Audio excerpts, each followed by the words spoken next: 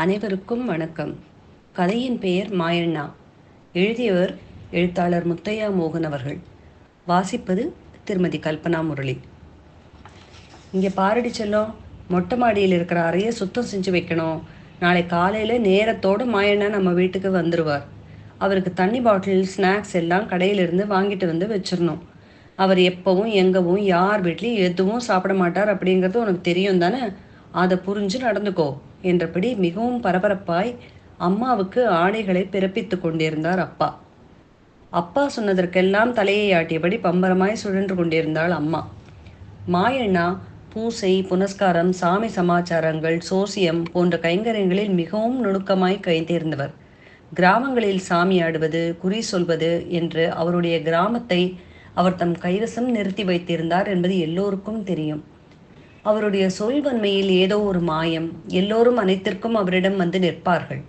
அவர் சொல்கிற வாக்கு சில சமயங்களில் அப்படியே பலித்துவிட்டது என்று மெய் சிலிர்த்து போவார்கள் கிராம மக்கள். சில காலங்களுக்கு முன்பு நாங்கள் அந்த கிராமத்தை விட்டு வெளியேறி அப்பாவின் வேலை இத்தியாதி விஷயங்களுக்காக நகர வாழ்க்கைக்கு அடிமைப்பட்டு போனோம். பல வருடங்கள் ஆயிற்று. ஆனாலும் எங்கள் வீட்டில் ஏற்படும் சின்ன சின்ன பிரச்சனைகளுக்கும் விசேஷங்களுக்கும் ஆலோசனைகள் கேட்பதற்காக மாயண்ணாவை வரவழைப்பதை வழக்கமாய் வைத்திருந்தார்கள் அப்பாவும் அம்மாவும். எனக்கு சிறு வயதில் மாயண்ணாவை ரொம்ப பிடிக்கும். ஆனாலும் இப்போதெல்லாம் அவருடைய நடவடிக்கைகள் எனக்கு அதிருப்தியாகவே இருக்கிறது. ஏனென்றால் இத்தனை பாசமாகவும் அன்பாகவும் அழைக்கப்படுகிற வீடுகளில் தண்ணீர் கூட குடிக்க மாட்டார். அப்படி ஒரு ஆச்சாரத்தை கடைபிடிப்பதை வழக்கமாக கொண்டிருந்தார். இது எனக்கு மிகவும் சங்கடமான ஒரு செயலாக தெரிந்தது.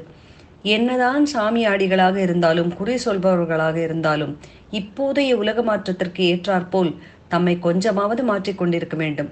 அப்படி இல்லாத மாயண்ணாவை நினைக்கும் போதே எனக்கு கொஞ்சம் நெருடலாய் இருந்தது. மாயண்ணா வீட்டுக்கு வந்து விட்டார். வீட்டிற்குள் நுழையும் போதே அவருடைய கைகளில் தண்ணீர் பாட்டிலும் சில பிஸ்கட் பாக்கெட்டுகளும் கூடவே மதிய உணவுக்காக எதையோ கொண்டும் வந்திருந்தார். அம்மாவும் அப்பாவும் மிகவும் பயபக்தியோடு அவரிடம் அனைத்து விஷயங்களையும் பேசிக்கொண்டிருந்தார்கள். இடையிடையே என்னுடைய கல்யாணம் குறித்த செய்திகளை அவரிடம் பகிர்ந்து கொண்டிருந்தார்கள். அப்போதுதான் எனக்கு புரிந்தது, மாயண்ணா வந்திருப்பது என் கல்யாண விஷயங்களை பற்றி பேசுவதற்கு என்று. எண்ணி 6 மாதத்திற்குள் எனக்கு திருமணம் நடந்துவிடும் என்று குறி சொல்லி கொண்டிருந்தார்.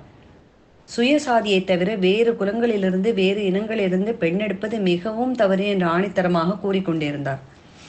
அதெல்லாம் நம்ம சாதியிலே நல்ல பொண்ணுங்களை இருக்கு மாயண்ணா.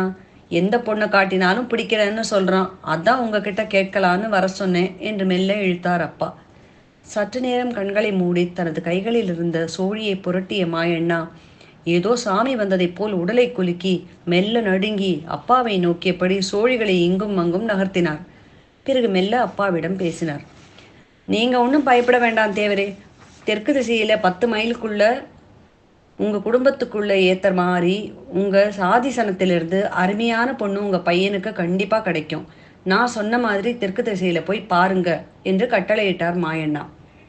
அப்பாவுக்கும் அம்மாவுக்கும் ஏதோ இப்பவே எனக்கு பெண் கிடைத்து விட்டதைப் போல் மிகவும் நெகிழ்ந்து போய் அமர்ந்திருந்தார்கள். சற்று நேரத்திற்கெல்லாம் நாங்கள் கொடுத்த தட்சணை மூட்டைகளோடு மாயண்ணா புறப்பட தயாராகி கொண்டிருந்தார். போகிற போக்கில் என்னை நோக்கிய மாயண்ணா, டேய் பயலே, பொண்ணுங்க அங்கங்கே இருக்காங்கன்னு வேற எங்கேயும் விழுந்துராதரா என்று நக்கலாய் கூறியபடி வீட்டை விட்டு வெளியேறினார். மாயண்ணா மேலத்தெருவைச் சேர்ந்தவர். பெரும்பாலும் அங்கே வசிப்பவர்கள் நாயக்கர் வகுப்பை சார்ந்தவர்களே. நாங்கள் நடுத்தெருவை சார்ந்தவர்கள். எங்கள் சொந்த பந்தம் எல்லாமே தேவரினம்தான். எங்கள் ஊரில் கீழ்த்தெரு என்றும் ஒன்று இருக்கிறது. அங்கே வசிப்பவர்கள் யார் என்று சொல்லவே தேவையில்லை. அங்கே எனது பள்ளி நண்பர்களும் உயிர் தோழர்களும் இருக்கத்தான் செய்கிறார்கள். ஆனால் மாயண்ணாவுக்கோ என் குடும்பத்தினருக்கோ எனது தோழமைகளை பற்றி கவலைகள் என்பதெல்லாம் துளியும் இல்லை. காரணம், மனிதாபிமானம் என்பதற்கெல்லாம் அப்பாற்பட்டவராய் இருந்தார்கள். வருடங்கள் உருண்டோடி கொண்டிருந்தன. எனக்கு பெண் பார்க்கும் படலங்களும் நின்றபாடாய் இல்லை. எதேச்சையாக நாங்கள் எங்கள் கிராமத்திற்கு கோயில் கொடை நிமித்தமாக செல்ல வேண்டியிருந்தது. ஊரே ஒரே கொண்டாட்டமும் கும்மாளமுமாய் களை கட்டி கிடந்தன. 3 நாட்கள் கிராமத்திலேயே இருந்து கோயில் விழாக்களில் பங்கெடுத்து கொண்டிருந்தோம். மேளதாளங்கள், முளைப்பாரி, ஊர்வலங்கள் என்று கிராமம் முழுவதும் மகிழ்வின் அலைகளில் தத்தளித்து கொண்டிருந்தது. 3 நாட்களாகவே ஊருக்குள் மாயண்ணாவை பார்க்க முடியவில்லை. மாயண்ணாவை தவிர்த்து அவருடைய குடும்பத்தினர் அத்தனை பேரும் விழாக்களில் பங்கெடுத்து கொண்டிருந்தார்கள். கூடவே ஒன்றை நான் கவனித்தேன். மாயண்ணாவின் மகள் செல்வி ஒரு குழந்தையை கக்கத்தில் இடுக்கியபடி அங்கும் இங்கும் அலைந்து கொண்டிருந்தாள். செல்வி என்னை விட மிகவும் இளையவள். அவளுக்கு எப்போது திருமணம் நடந்தது என்றே தெரியவில்லை. கக்கத்தில் இடுக்கியிருந்த குழந்தை அவளுடையது என்று எல்லோரும் சொன்னார்கள். அரசல் புரசலாக எனது பால்ய நண்பர்கள் மூலம் சில செய்திகள் என் காதுக்கு வந்தது. மாயண்ணாவின் மகள் செல்வி கீழ்த்தெருவைச் சேர்ந்த கணேசனை காதலித்து திருமணம் செய்து கொண்டு விட்டதாகவும், அதனால் செல்வியை குடும்பத்தில் சேர்க்காமல் ஒதுக்கி வைத்திருந்ததாகவும், பின்பு கணேசனும் செல்வியும் ஊரை விட்டு தலைமறைவாய் 1 வருட காலம் வாழ்க்கை நடத்தி அதன் மூலம் ஒரு குழந்தையையும் பெற்றெடுத்த பிறகு மெல்ல மெல்ல செய்தி மாயண்ணாவின் குடும்பத்திற்கு தெரிய வர பல்வேறு சண்டை சச்சரவுகளுக்கு இடையே என்ன செய்வதென்று புரியாமல் குழப்பமான கிராம மக்கள் ஒன்று கூடி பேசி செல்வியை மாயண்ணாவின் குடும்பத்தோடு ஒன்றிணைத்து விட்டதாக கேள்விப்பட்டேன். இதனால் மிகவும் மன உளைச்சலுக்கு ஆளான மாயண்ணா சில காலமாக வீட்டை விட்டு வெளியே வருவதில்லை என்றும், ஊர் விஷயங்களில் கலந்து கொள்வதில்லை என்றும், பூஜை புனஸ்காரங்கள் ஜோசியம் போன்றவற்றிலிருந்து விலகி இருப்பதாகவும், எப்போதும் போல் சகஜமாய் ஊருக்குள் நடமாடாமல் வீட்டிற்குள் முடங்கி கிடப்பதாகவும், தனது நெருங்கிய சொந்தங்களிலிருந்து விலகி எவர் முகத்திலும் முழிக்காமல் இருப்பதாகவும் கூறினார்கள். எனக்கு ஒரு பக்கம் மகிழ்ச்சியாய் இருந்தது. ஏனென்றால் கணேசன் என்னுடன் படித்த பள்ளி நண்பன். என்னோடு எப்போதும் நெருக்கமாகவும் இணக்கமாகவும் இருக்கிற நண்பர்களில் கணேசனும் ஒருவன். அவன் மூலம் சாதி சம்பிரதாயங்கள் என்று முடங்கி கிடந்த ஒரு மனிதனின் குடும்பத்திற்குள் சாதி என்கிற கட்டு உடைபட்டு இருப்பதை நினைத்து எனக்குள் நான் பெருமைப்பட்டு கொண்டேன், கணேசனை நினைத்து. திருவிழா முடிந்து நாங்கள் எல்லோரும் ஊருக்கு கிளம்பி கொண்டிருந்தோம். அப்பா தான் சொன்னார், மாயண்ணாவை பார்க்கவே முடியவில்லை, அதனால அவர் வீட்டுக்கு போய் ஒரு எட்டு பார்த்துட்டு வந்துடலாம் என்று. நான் மெல்ல என் அப்பாவின் காதுகளுக்கு அருகே சென்று விஷயங்களை கொஞ்சம் கொஞ்சமாய் சொன்னேன். அப்படியா என்பது போல் மிகவும் வியப்பாக என்னை நோக்கினார்.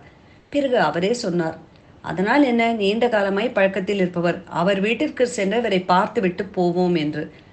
நாங்கள் மாயண்ணாவின் வீட்டிற்குள் நுழைந்த போது எல்லோரும் சாப்பிட்டு கொண்டிருந்தார்கள். மாயண்ணா தனது மடியின் மீது செல்வியின் குழந்தையை அமர்த்தி கொண்டு தான் சாப்பிட்டபடியே குழந்தைக்கு ஊட்டி ஊட்டி மகிழ்ந்து கொண்டிருந்தார். எங்களை பார்த்த அனைவரும் வாங்க வாங்க என்ற அன்பின் மகிழ்வில் வீட்டுக்குள் அழைத்தனர். நாங்கள் எல்லோரும் மாயண்ணாவின் குடும்பத்திற்கு ஆறுதலாகவும் அன்பாகவும் நேசிப்படனும் பல விஷயங்களை பேசி பகிர்ந்து கொண்டோம்.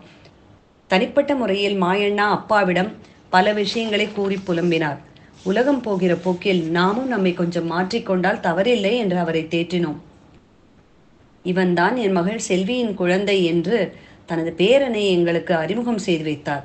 அங்குள்ள நிலைமையை புரிந்து கொண்ட நாங்கள் மாயண்ணாவை பார்த்து, இருக்கட்டும் அண்ணா, எல்லோரும் சாப்பிடுங்கள், நாங்கள் எங்கள் ஊருக்கு சென்று வருகிறோம் என்று கூறி, முடிந்தால் ஒரு நாள் எங்கள் வீட்டிற்கு கண்டிப்பாக எல்லோரும் வாருங்கள் என்று கூறிவிட்டு வீட்டை விட்டு வெளியேறினோம்.